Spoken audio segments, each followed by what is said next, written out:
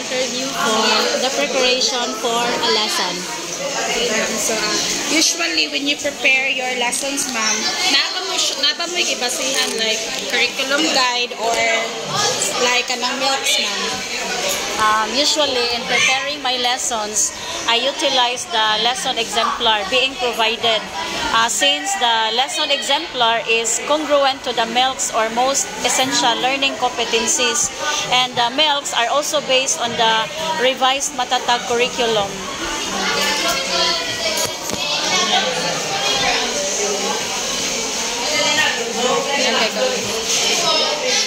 So, how do you usually prepare, ma'am, sa imong lesson, or what are the steps you usually follow? Or like, usually kapag mag-prepare ka sa lesson, mag-create ba mo og lesson plan or sometimes outline lang kung unsang inyuhang buhaton for that day or what are the things nga imong i-discuss? Okay, so in our case today sa kanang DepEd, if a teacher is serving more than 5 years or 10 years, the teacher will no longer prepare a detailed lesson plan. Instead, the teacher will prepare a daily log plan. But if the teacher is serving less than 3 years, so the teacher is really required to prepare a detailed lesson plan. So in my case, since it is already in my 12th year in DepEd, so I would only prepare an outline and a daily lesson log.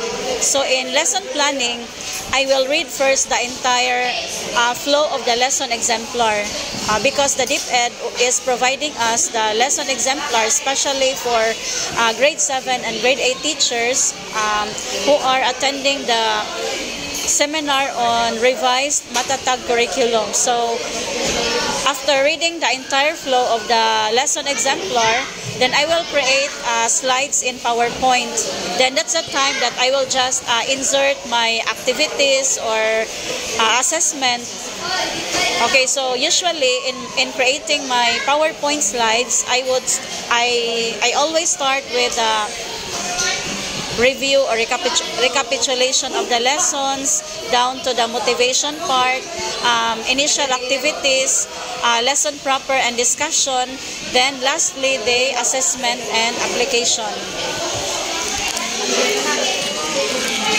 In materials and resources, so what learning materials, resources do you usually prepare before teaching? In preparing my learning materials, I made use of the lesson exemplar. It is because in the lesson exemplar, you could find there the given activities from the one who designed the lesson exemplar. Then I also make my personal instructional activities just like worksheets or activity sheets. Then I also use technology because technology is really a great aid in providing additional or enrichment activities. So for your lesson plan, do you modify the lesson plan depending on the class you are handling? Like, for example, this lesson plan is you modify siya when you're handling another section. Yes. Okay, so for last one. So how do you last?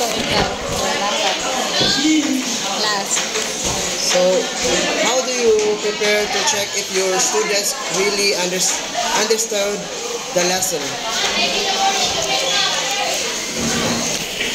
Okay, it is always a part of the lesson planning and the delivery of the lesson that the teacher should see to it if the students are really learning from the lesson being taught. So in my case, I am using varied assessment tools or activities. For example, depending on the time and the topic, so if there is a need to give formative test or short quizzes, then I'll give short quiz or formative test.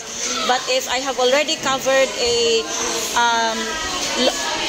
shall we say, lengthy lesson or topic. So taas-taas na ang topic. So that's the time for me to give a long test or summative tests. But if I could say that this kind or this group of students do not really enjoy much when it comes to lecture or discussion, so that's a time that I would also give or provide kanang group games or group activities. Okay, wherein they're going to work on their own. Then after that, I am going to allow them to present their output in front of the class. So thank you so much for today, ma'am. We'll learn a lot from you, and thank you. Thank you, Mom. Okay, thank you, son.